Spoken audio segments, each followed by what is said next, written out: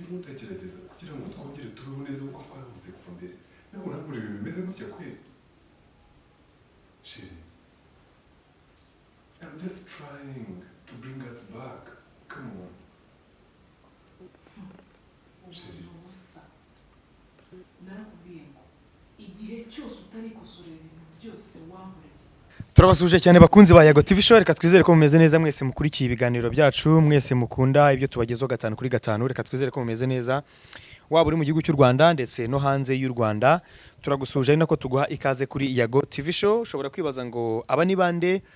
Abo ubona hano kuri screen yawe cyangwa kuri Yago TV Show, umukobwa yitwa Masinzo Alice. Uyu nguyu ni umukobwa mwamenyereye cyane muri karaoke, mu kubaririmbira mu buryo bwa live, ariko uyu munsi yaje mu yindi sura. Inabyo tugiye kuganiraho. Hanyuma umusore mubona hano ni umusore umaze kumenyekana cyane muri sinema nyarwanda, na nubu aracyarimo, araza kutubwira imyaka amaze muri sinema, ariko filime nyinshi mwagiye mumukundamo zimwe muzamenyekanye ni Shake Hands with the Devil, akina muri filime Rwasibo, akina muri Ryangombe, akina muri filime Anita, n'izindi nyinshi zitandukanye mwagiye mukunda muri benshi. Izo zose yakinnyemo ari umugabo w'amakare, ari umugabo nyine bimwe bita bushari. Abantu bazi tu insect twitwa twa bushari, tumwe turyana kabisa. Yazengerezaga abagore, yazengerezaga abantu, ariko kuri ino shuro mu ipfundo nkuko mubibona ku mupira yambaye handitseho ipfundo series. Ukibona rira jambo nyine hita ukora subscribe ubundi dukomeze. Uyu munsi rero umuhungu yabaye inganzwa. Uyu munsi Masinzo aramumenaha amazi ashyushye, aho kugira ngo avuge ngo wakigora agahita ngo sheri. Uyu munsi Masinzo aramumenaho icyayi gishyushye, agahita we amuha umureti. Akibazo kugira ngo umuntu akumeneho icyayi gishyushye utumwe yakiriza umureti. Uyu munsi nuvuga ngo yamaze guca bugufi muri ipfundo cyangwa se muri filime yitwa Ipfundo series. Ndahera ku mugabo, reka nkwakire cyane kuri Yago TV Show. murakoze cyane Yago, mwakoze cyane kuba mudusuye kuri set. Ni ibintu by'agaciro, turabireza agaciro. Nkuko bivuze nitwa Daniel Gaga, nkaba ndi umukinnyi wa filime. Kuri ubu ngubu nkaba ndimo gukina iyi filime mubona yitwa Ipfundo series. Ni filime nziza. Wemeye icyaha mu ipfundo ebana barakinyemeje icyaha naracyemeye kabisa. ubu ngubu ndi mu mbabazi, ubu ndi umugororwa, barimo barangorora muri make. Mu gihe muzambere wakinaga uri umuntu w'amakare ufatira abantu ibyuma ugira gute, ariko uyu munsi nyigeramo ahangaha abantu bashinzwe barimo bakora iyi filime, abayobozi bayo, haba nka director wayo Aroni, hakaba n'umuyobozi mukuru wa Hapa, ari we washatse abo bakinnyi cyangwa se company ye irimo yakoze casting, ari we Ahmed. Jewe nkimara kuhagera nari nzi ngo nizaze ndizange zisanzwe, amapistole, ibyuma, nguruka, nica nyine bya bindi bisanzwe. Nkimara kureba script, ikintu cya mbere cyajemo ni ikikango, ndavuga namaye nka data ibise, noneho konzi ko bijya bimvuna nzabishobora. Noneho uwitwa Ahmed, umuyobozi wa Hapa, arambwira ati njya kwandika ino script tujya kuyikora, twari tubizi neza yuko uzabikora kandi ukabishobora. Ntumpakanire rero, ndabizi neza yuko uzabishobora. Nuko muri rehearsals ndagerageza ndabikora, ngiye kujya kuri mbona birimo biraza. Umunsi wa mbere wa kabiri mbona ndimo neza. Aris, nawe turakwakira kuri Yago TV Show. Murakoze cyane Yago. Meze neza. Navuze nti uje mu isura nshyashya, abantu bashaka kwibaza bati Aris yakoraga iki? Nge ndakuzi ko urusanzwe uri umuririmbyi, ese gukina filime no kuririmba uraza kubihuza gute? Ngira ngo nta hantu byose bitandukaniye, kuko byose ni entertainment. Haba kuririmba, haba gukina filime, byose ni ibintu biri muri industry imwe. So rero ndumva ntago bizagorana, kuko urumva ni career isanzwemo. Uyu munsi wenda abantu bari bamaze kukumenyera mu kuririmba, hari n'abagiye kukubona muri filime. Utekereza ko bizaba bisa bite imbere y'abakiriya? Reka vuga ngo imbere y'abakiriya babo ndi waririmbiraga.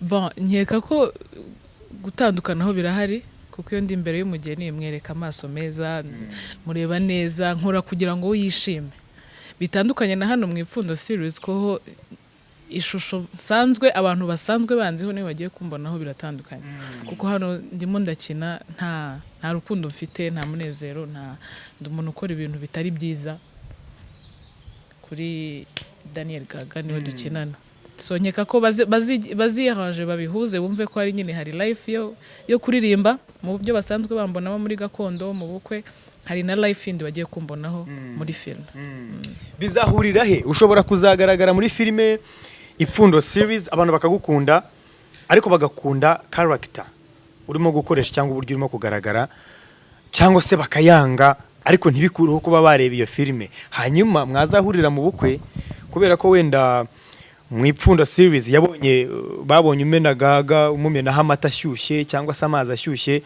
watangira kuririmbira umugeni umwegera akaba yanagira n'ubwo wumva bizahurira ibyo bintu ikintu kimwe nababwira nuko nyine hari nabyita niba navuga ngo other face ni yindi shusho umuntu ashobora kubonamo bitewe n'igikorwa arimo akora so niba rero bambona hano ntanga ndi gukina filime nerekana ko ndi umugome bazamenye ko ndi umwactrice ndimo na acting just no acting hanyuma nibambona mu bukwe ndi kuririmba naho bumve ko ndi umuririmbyi ndimo ndirimbira abantu ngo banezerwe kuba wicaranye na Gaga ntabwo aratubwira imyaka amaze ariko reka yitubwire Gaga umaze imyaka ingaho ukina filime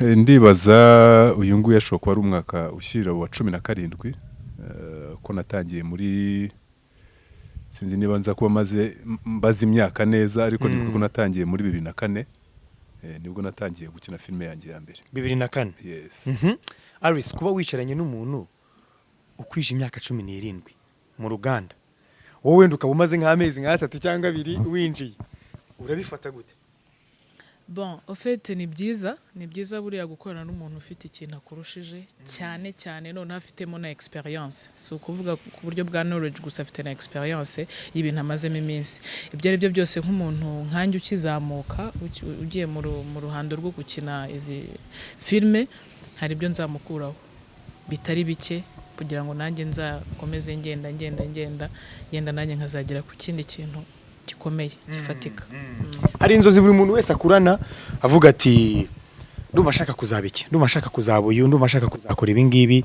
Gaga niba amaze imyaka 17 muri filime nuko yabigize umwuga ashobora kugira n'utundi tunashamikiro ku ruhande akandi kazi akagira ibindi akora business n'iki ariko urumva ko ikintu yahaye umurongo ikintu yahaye ubuzima bwe no gukina filime wowe tukumenyere nk'umuririmbyi ariko wamaze no kwinjira muri filime ni impano wiyumvagamo cyangwa amikoro cyangwa se ubuzima niho bwakwerekeje hari igihe ubuzima bukwerekeza ahantu ukajyayo hatari kukunza ibyo bintu ntabwo abantu bose bari muri office ariko bumvaga bazakora muri office ntabwo bari mo gukora ibintu runaka ari byumvaga bazakora ariko ubuzima bushaka kukwerekeza wowe ugashiduka wakoze bya bintu icyo nabivugaho nuko ni ibintu nakuranye mfite kuko muri secondaire nakinaga amateatre nakoraga ama spectacle nkahuza ibyo bintu byose entertainment nkabihuza nayo makinamico n'iki so nkeka ko ari ibintu nakuranye ahubwo wenda igihe ntago cyari cyagera ko noneho ngaragaza nyuma y'impano yo kuba naririmba ese indi mpano yindi ni iyihe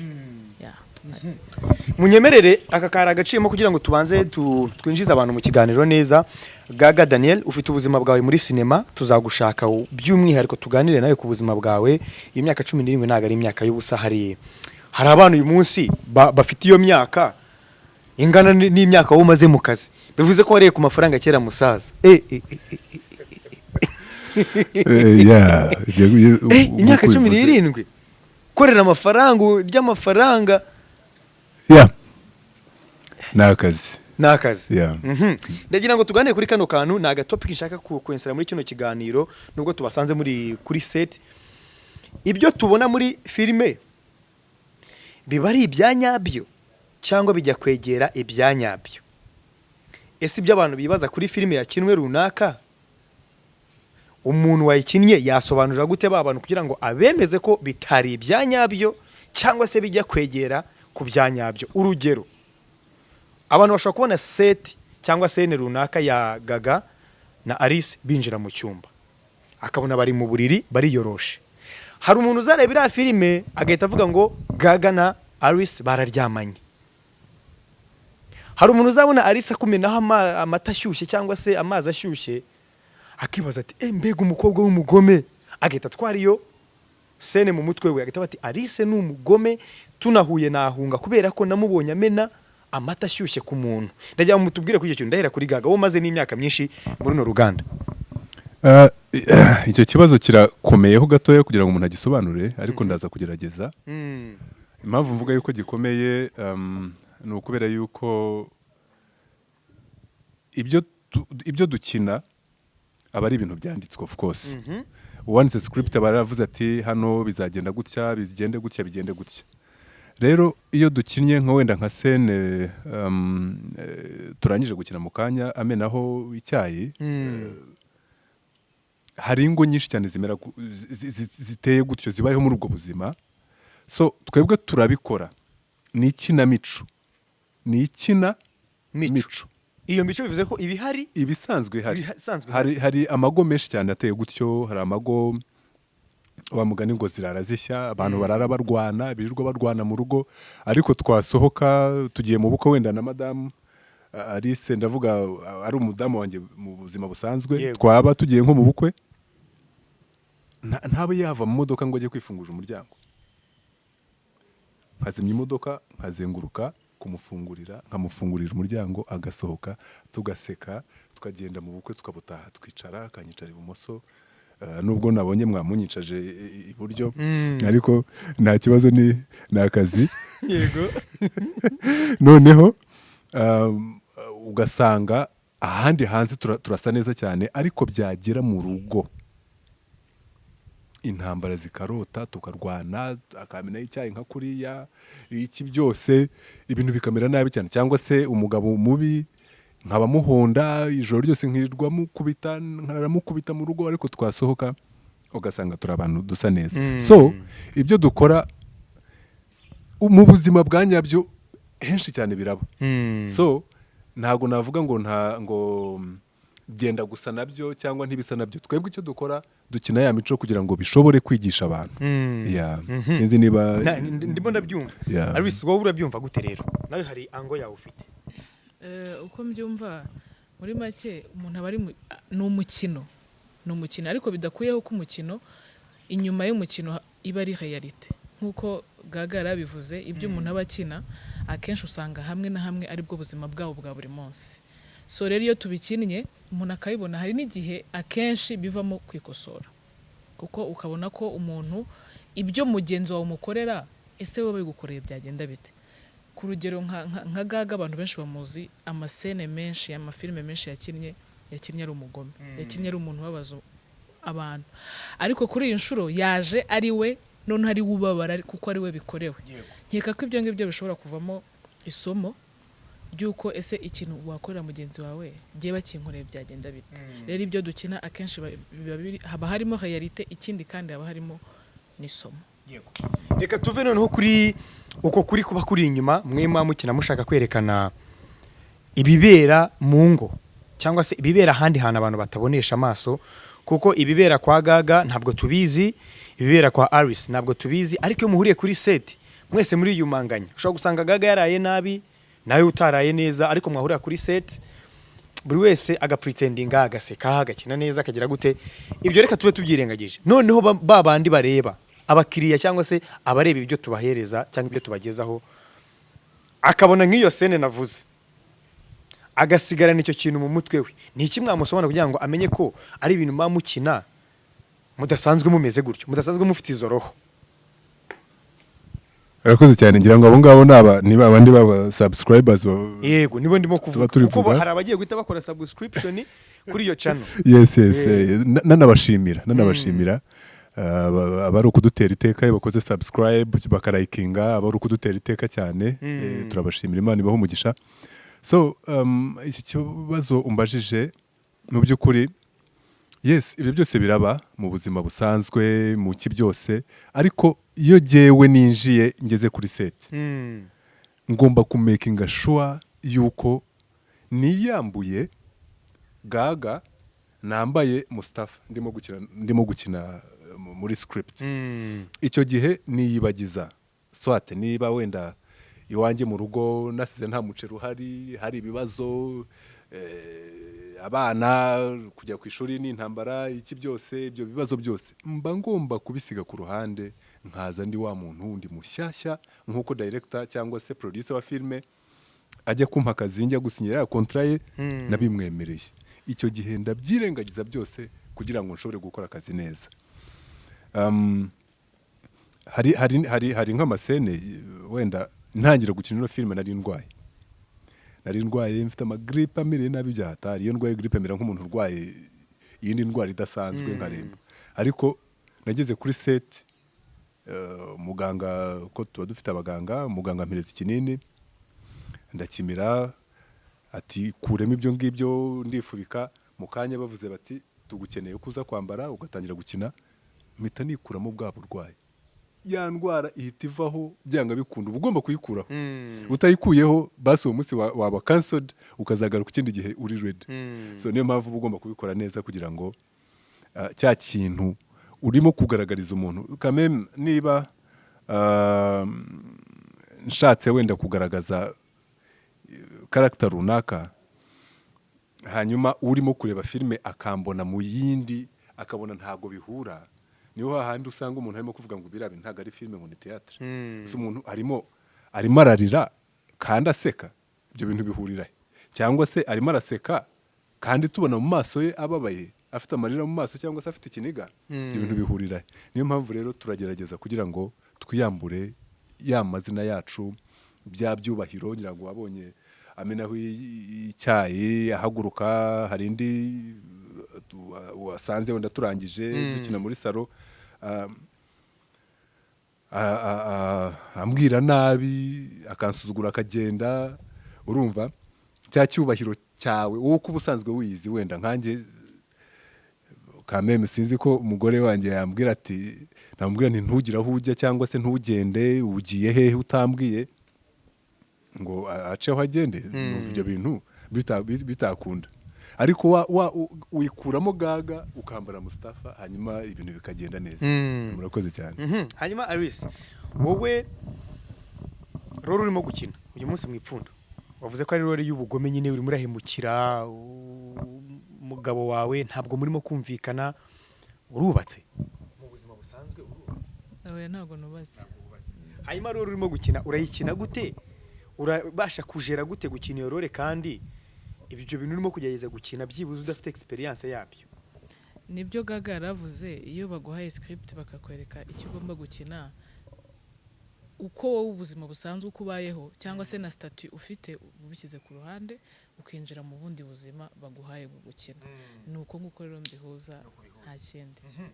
Iki kibazo impamvu ngiye kukikubaza nuko maze iminsi mbonye aka video ka filime yarimo guproducingirwa mu gihugu cya Ghana, umukobwa n'umusore bari kuri set, ariko yari scene igomba gukinirwa mu gitanda. Umukobwa agomba kuba ari hasi, umuhungu ari hejuru, kugira aba filime bafate berekane ya scene yerekana umusore kumwe mu buriri n'umukobwa. Birangira umuhungu ibyo bintu ntabikoze biri real, ku buryo umukobwa yatatse aravuga ati it is for real, it is real, arimo gutaka abivuga kandi barimo gufatana amajwi barimo filima. Urumva icyo gihe bitandukanye noneho n'ibyo abantu bagiraga gute bagombaga guhabwa. Uko byamera kose mu bintu byashutinzwe hari ibikurwamo, hari ibyo wenda director bakavuga ngo bino bintu ntabwo bifite sense, ibi ngibi ntabwo biri bugaragare neza imbere y'abagiye kubireba. Filime yacu izarebwa n'abantu bakuru, inarebwe n'abana bakiri batoya, bakagira ibyo bakuramo. Ndagira ngo tubwire nk'izo scene, hari abantu babona gutyo bagahita bata buriya Gaga narise barabirangije, agasigarana iyo myumvire, kandi ugasanga mu buzima busanzwe nta n'ahantu mujya muhurira. Icyo kintu ndagira ngo ugire icyo gisobanuraho Arise. Yesu uremera ko bibaho? Ntago mbizi, numva ntabivugaho cyane niba bibaho cyangwa bitabaho, ariko ikiba gihari nuko biba ari scene. Iyo bibaye riyo rero numva nta kintu nabivugaho. Urumva nta kintu nabivugaho? Yagomba barira. Numva nta kintu nabivugaho. Hari scene wari wakinana na Gaga wenda mu cyumba? Ntayo. Ariko zirateganyijwe?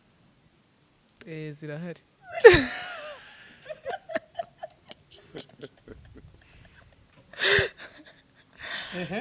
ukeka ko bizaba bimeze bite ubwo se ugeze mu cyumba ugasanga bibaye real tuzaba twicaye muzamwicaye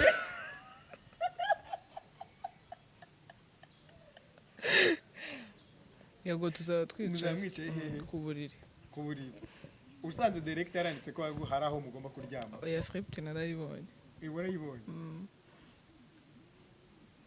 warayibonye okay gaga uramutse ugeze muri iyo sene kuko ufite experience imyaka 17 ni myinshi izo sene ushobora no kuba waragiye uhura nazo nubwo wenda muri filime twavuze wagiye ukina mbere wakinaga uri nyine urindwanyi uri umuntu utumvikana uri umugome ugize ute ariko izo sene niba warigize uhura nazo wazitwaragamo gute ese ntushobora guhura n'umuntu kuri set ugasanga uwo muntu we ashatse kuguprovoka mu gihe wowe wenda utanabifite mu mutwe wawe aho hantu ni ikintu kigorana cyane ntabwo ari igihe ugenyine no ku bakinnyi bose haba abakora umuziki haba abakora sinema iyo acting iragorana cyane kugira ngo uyikine hari amasene menshi cyane ntabwo ari nubwo nakinnye wenda ndi umugome cyangwa se nkora ibintu by'ubugome ayo masene ntabwo twaburaga guhura nayo njye nahuye nayo menshi cyane hari nko nka nkuba ngewe n'uriya mukobwa ntuza Neri hari sene twakinye turyamye hari amasene menshi kameme uri umuntu ntabwo uri umuntu wambaye umubiri twambaye umubiri niko duteye turi abantu ntabwo ushobora kuba utabatire igihe cyose ushobora kuba atire n'umuntu wenda n'ubwa mbere umubonye cyangwa se kandi wenda muraryamye mu ishuka hari ukuntu imyenda ishobora kuvaho gutya ukaba wareba wenda ibindi bintu urumva iyo wambaye umubiri bikubaho nyine ariko ikintu cya mbere ugomba wikuramo yuko ari filime urimo gukina wikuramo ko atari ubuzima busanzwe icya kabiri ukikuramo ko uwo muntu atari uwawe ukishyiramo yuko uwo muntu atari uwawe ariko amarangamutima ashobora kukuganza ukibagirwa ko kamera ihari ukibagirwa ko director harimo uvuga ngo action reka ntabwo bishoboka icyo gihe waba wakishe cyane waba wakishe kuko niba bavuze wenda bati ugiye gukina umuri hejuru ntabwo ugiye nahura na sene imeze gutyo wenda ngo ugiye gukina umuri hejuru icyo gihe ubanza kwica ya kamere urayica byaba na ngombwa ukanasenga niba uri umuntu uzi Imana ukunda gusenga nanjye nkunda gusenga nsaba Imana kugira ngo icyo kintu kitaza kumbaho ya kamere itaza kunzamo wenda hakaba hanzamo no kwifuza kuko ushobora no kutabikorera naho ngaho sibyo ntubikorera aho ngaho ariko ugasanga kuko kamere yakubase muri icyo gihe ugasanga nyuma utangiye gufata akanimero utangiye kumuhamagara tuzahure tuganire gutyo aho ngaho ugasanga nyuma ubicumuriyemo birakwangije muri make so uriyambura ukikuramo cya kintu ukishyiramo yuko ari filime ari ikinamico urimo gukora kugira ngo abantu babyigiremo yego Alice ni iki kirimo kukugora mu ipfundo series ufite kubera ko ntasanzwe muri uru ruhando rwo gukina amafilime kameme ntago haburamo utwo obstacle dukeya gusa nyine bari kumbwira hari nka sene mbere hari nka sene twakinnye ndi umuntu uri kugira undi nama mubwira uburyo ubuzima bumeze areke kwiheba niki ariko tena hano nagarutse bangira umugome kameme ntago byari guhita bihura ako kanya ariko byahuye nyine mba ngomba kugerageza kumvira aba direct ibyo bambwira hanyuma igikorwa kikagenda neza ibintu byagutonze ukinjira mu ipfundo series ntago nari niteguye neza gukina filime barabiza amaseti ya mbere basubiragamo cyane ariko afanda bigenda neza amata cyangwa icyayi twabonye bamennye kuri Gaga cyari gifite dogre y'ubushyuhe ingana gute niba wenda ushobora kugereranya uburyo cyari gishyushye ariko si cyane mu buzima busanzwe ntabwo uri umugome buriya nk'iyo ukimumenaho agashya mwari muri kuri scene ariko iyo ukimenaho agashya wumva ko byari kugenda gute yari kumbabarira nanjye nari kubabara. Gaga nta sene waba warigize ujyaho nk'umuntu akakumenaho nk'ibintu nka gutyo ariko mwe mwari muzi yuko bikonje cyangwa se wumva ari nk'ikintu agiye kugutera ariko bikarangira ukoze accident cyangwa ugiriyemo accident? Ni nyinshi cyane kuko jyewe menyereye gukina ama action. Ama action hari nk'igihe umuntu cyane cyane ko usanga abantu bakina ama action benshi tujya wenda nkatwe tusanzwe tubizi wenda warakoze martial arts cyangwa se izindi sports zihura nabyo ubizi, ariko wasanga abandi bantu mugiye gukinana bo barabizi ariko ntago bari muri acting cyane, sibyo? Ugasanga wenda niba ari ingumi yaragiye gutera ayiteye n'imbaraga zitakagombye kuba zari zikwiriye, ugasanga agukubise ingumi cyane arakubabaje biri seriye cyane, ugasanga arakubabaje bigafata umwanya kongera gusubira muri mood wongere kumera neza.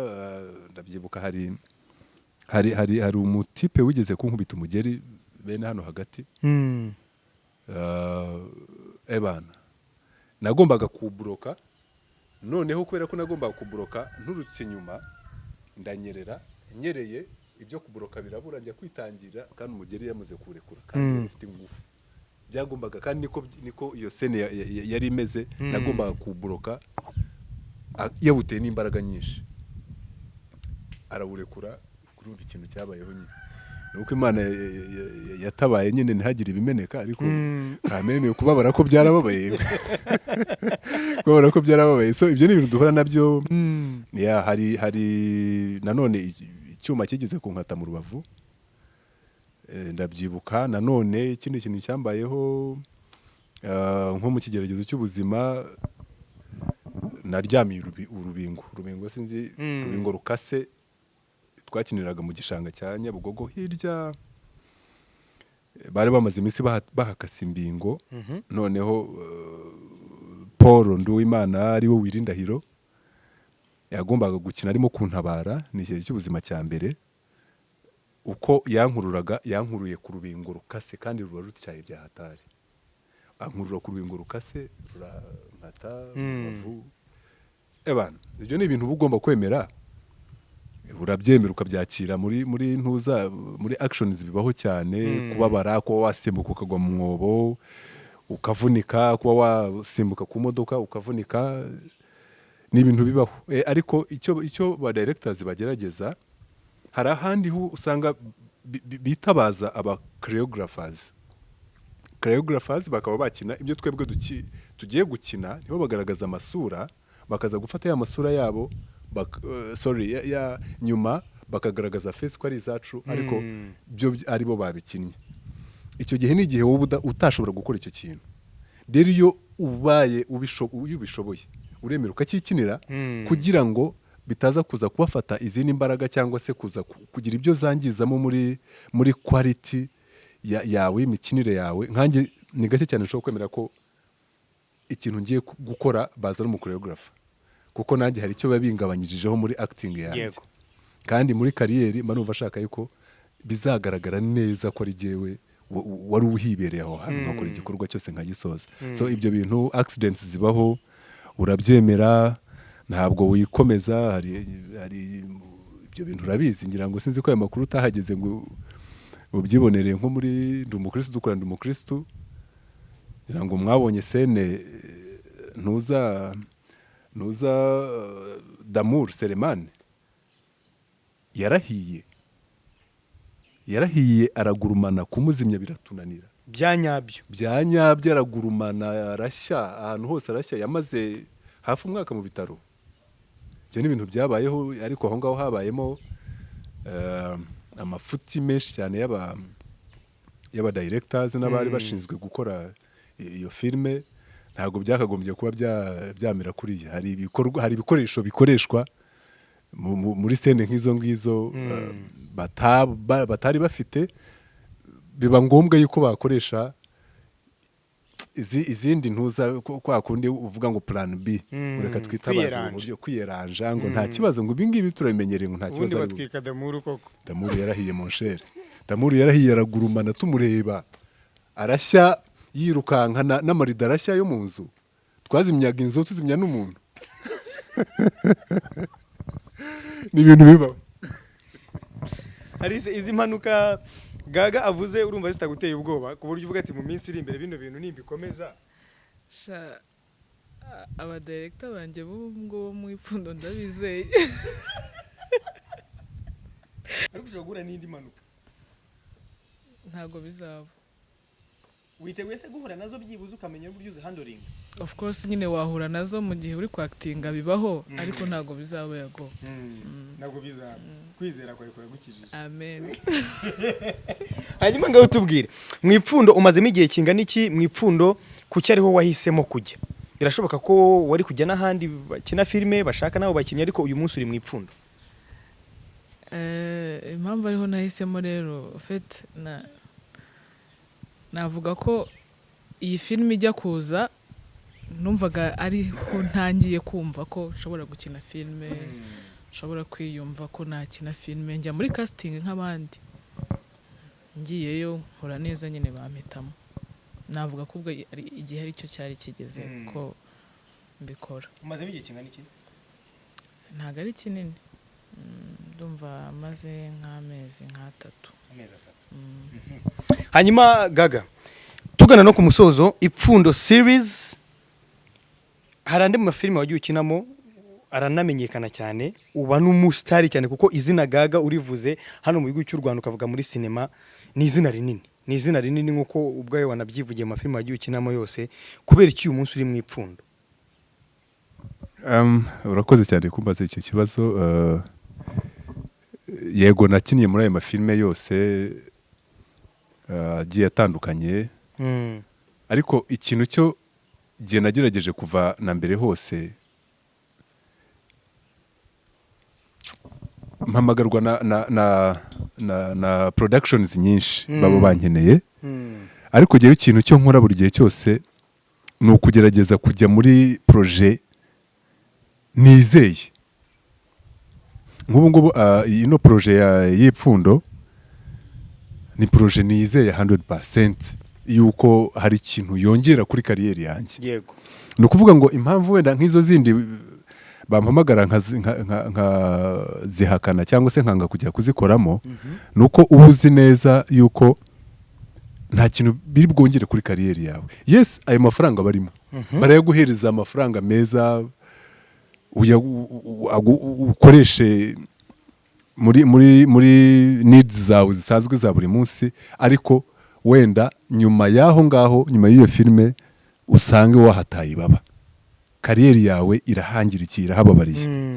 So icyo ukora nkanjye impamvu naje mu ipfundo bakimara kumpamagara naragiyeyo kuri office ya Hapa ndagenda turaganira kuko dusanzwe dukorana. Mfitemo na sign yabo muri Hapa, umukinnyi wa signinze muri Hapa. Ndagenda njyayo banyereka iyo projet maze kuyibona mbona ni projet nzima. Mbonye ko ari projet nzima ndabemerera ndayisinya niko gukorana nabo. Umaze igihe kingana iki mukorana?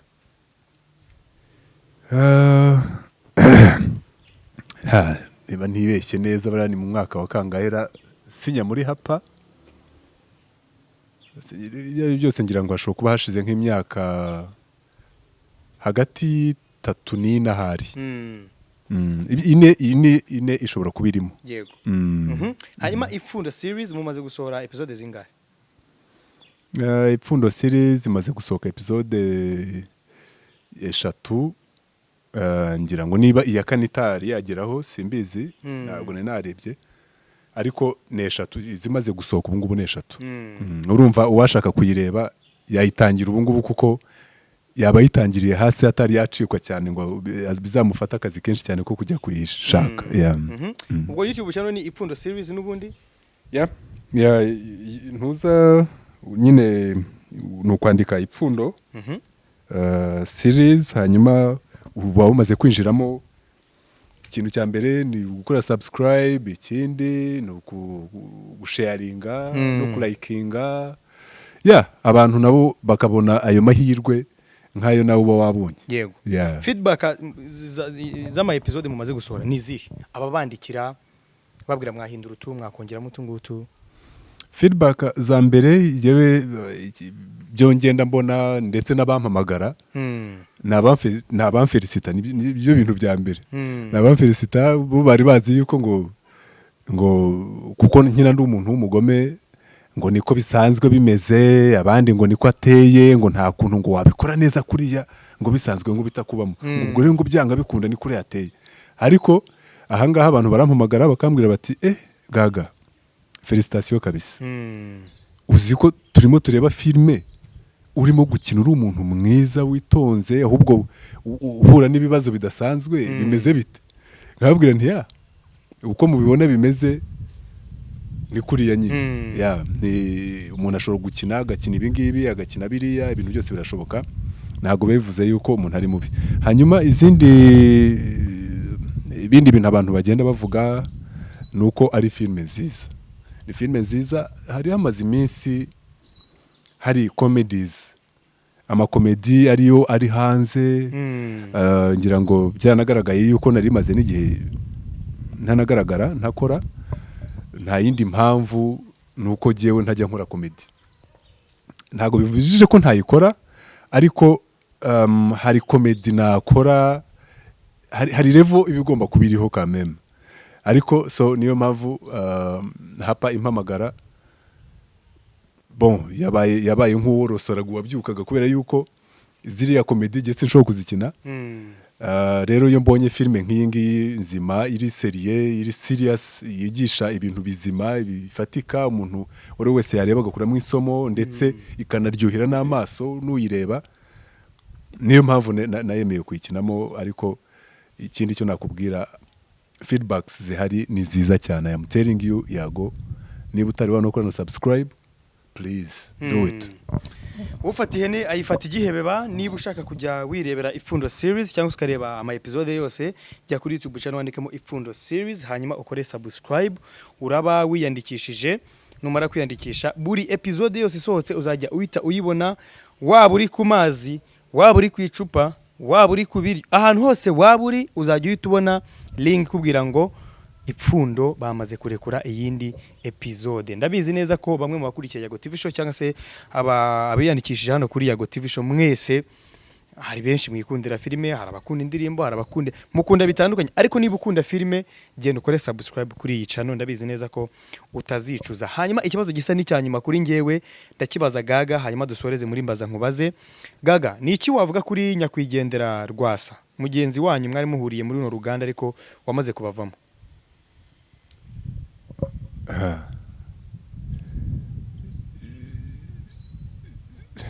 Ikibazo ni ikibazo kiba gikomeye cyane. Ikintu namuvugaho ni uko yari inshuti, twitanaga brothers, twitanaga abavandimwe. Yari inshuti, ntavuga ko ari inshuti gusa kuko bimeze nk'aho twanatangiranye uyu mwuga mu gihe kimwe. Yari umugabo mwiza, yari umugabo ucishije make, yari umugabo ubana, yari umugabo uzi kuganira. Ntabwo ari bya bindi by'umuntu yashaje ngo kuba yarashaje umuvuga ibyiza kuko yashaje. Giye ku giti cyanjye nta na rimwe twigize tugirana, uretse na bya bindi ngo ntazibana zidakomanya amahembe. Jewe n'iryo hembe nta na rimwe nigize nkomanya nawe. Twabanye turi abantu b'abavandimwe nk'inshuti. Yagiye kumusura iwe inshuro nyinshi cyane, yageze iwanyu inshuro nyinshi cyane, yageze muri parties abantu bagira zo mu mafamiye nyinshi, mu makwe, mu biki byose, mu gusangira, mu imigoroba myinshi twabaga turi kumwe. Twari abantu mbere na mbere sinema zigitangira, twari abantu ngira ngo bagira nko muri 4 twakunda gusohokana. Jewe, Wirindahiro, ubitaga Steven Ntasi nawe yarapfuye, nande wundi sinibuka undi wa 4, ariko turi abantu duhora tumeze gutya turi kumwe. So ikintu cyo namuvugaho, yari umukinnyi mwiza. Ikindi cyo namusabira ku Mana ni ugukomeza akagira iruhuko ridashira, akaruhuka neza mu mahoro ye, n'ubundi nk'uko yitwaga Nsanze Amahoro, Imana ikomeze imubeshe muri aya mahoro, akomeze amere neza. Urwibutso yagusigiye ni uruhe? Urwibutso yansigiye ni uko twari tumaze iminsi mikeya hari umushuti wacu umwe ntabwo aba muri sinema, icyo gihe yari yateye ivi, agomba kwambika impeta ya fiançailles umugore yagomba kurongora, nyuma yaje kumurongora. Icyo gihe umugoroba twari turi hamwe turimo dusangira twishimye, kwa kundi abantu basangira mukanageza nyuma coronavirus itari yaza. Twaraganiriye burinda bucya turatebya. That was my last time.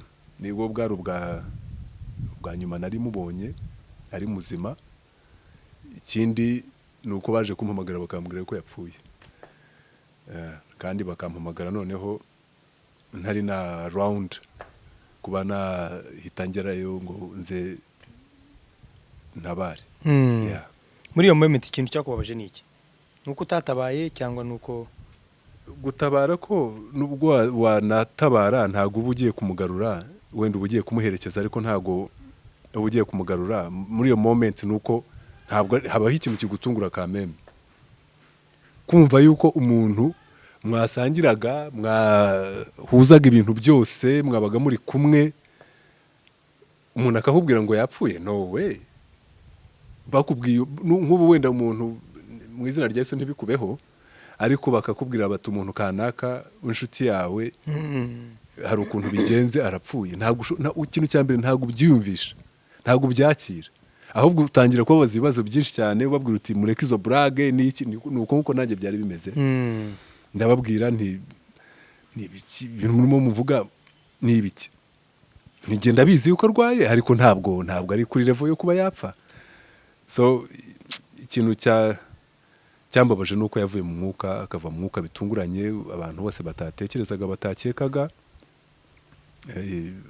Yari amaze iminsi hari projet yari arimo itari yanarangira, urumva ko yari umuntu utahita ubarira mu bantu bahita bapfa ako kanya. So mbaza nkubaze Masinzo Alice, ufite ibibazo bibiri ugomba kubaza Gaga mukinana mu Ipfundo series, nawe ufite ibibazo bibiri agomba kukubaza. Ntabwo ari ibibazo bijyanye wenda na sinema, ni ibibazo byose, ikibazo cyose wumva ufite kumubaza ukimubaze, hanyuma nawe arakubaza kandi ari bukubaza ibibazo bikomeye ndabizi, nawe nujenje kubwo ngubwo ibyo nibikureba. Hanyuma nimusoza kubazanya muradushimira bari badukurikiye, ari nako mubashimira, mugira nibyo mubasaba kugira ngo Ipfundo series ikomeze gutera imbere.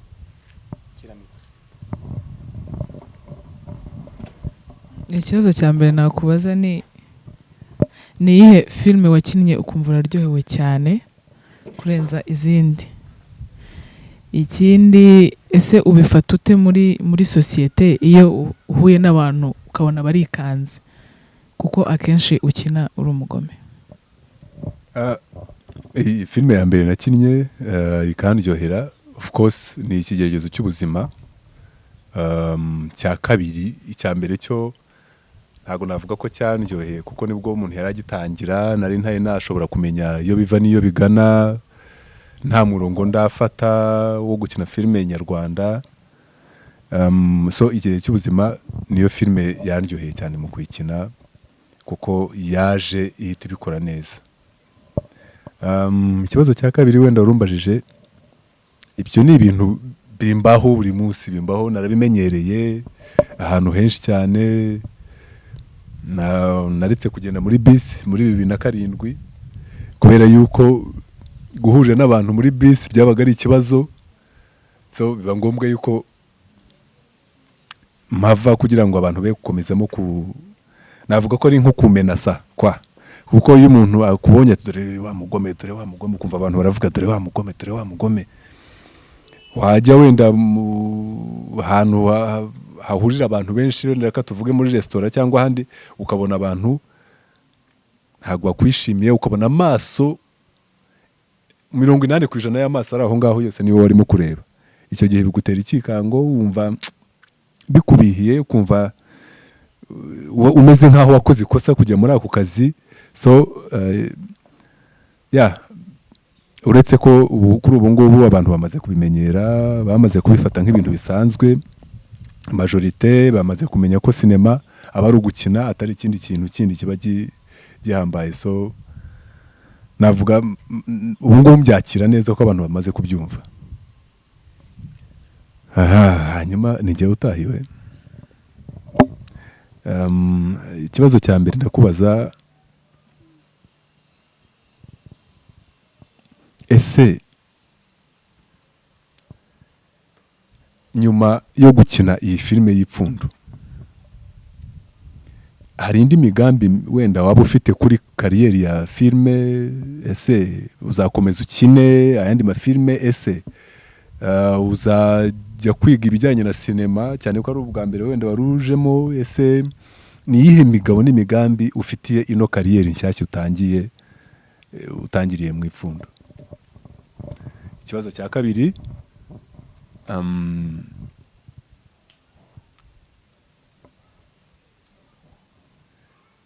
ni iki kintu cyaba cyarigeze kugushimishaho mu buzima bwawe bwose utajya wibagirwa, uhora wibuka mu gihe cyose gihora kikugaruka mu maso? Icyo kintu ni ikihe? Cyabayeho ryari?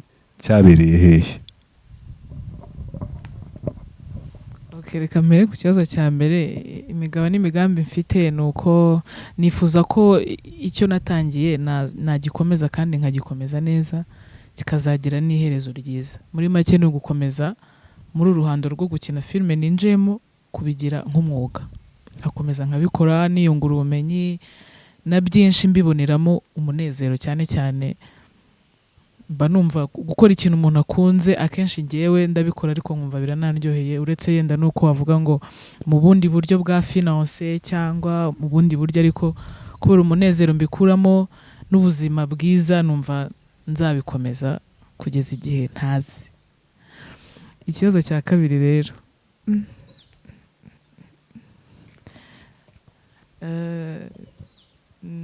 ni umunsi nahawe amasakaramentu yo gukomezwa.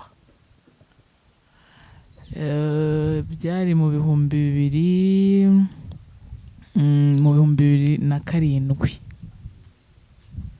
Urumva hashize imyaka 13. Twari mu rugo n'ababyeyi n'abavandimwe n'inshuti, byari nk'ubukwe.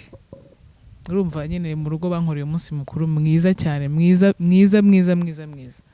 N'umwana wa nyuma wavutse abantu baribagiwe ko azaza, akaza ari n'umukobwa umwe. So rero uwo munsi rwose ntabwo nshobora kwibagirwa, niwo munsi wa mbere wanshimishije mu buzima. Murakoze.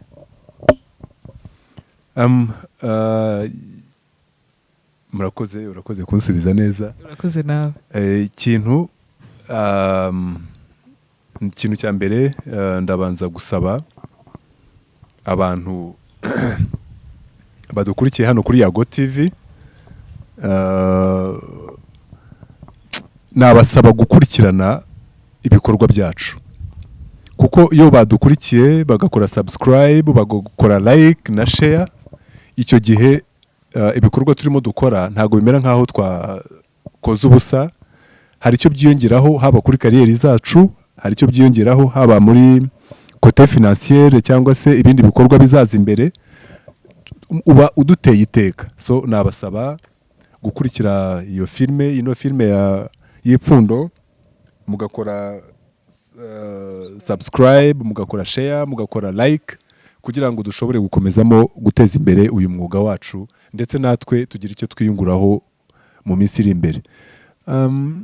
Hanyuma nkasoza nshimira Yago TV yadusanze kuri set, ikaba yaje nayo kudutera iteka ko ni igikorwa cy'agaciro. Ndabashimira cyane Yago TV, mwakoze.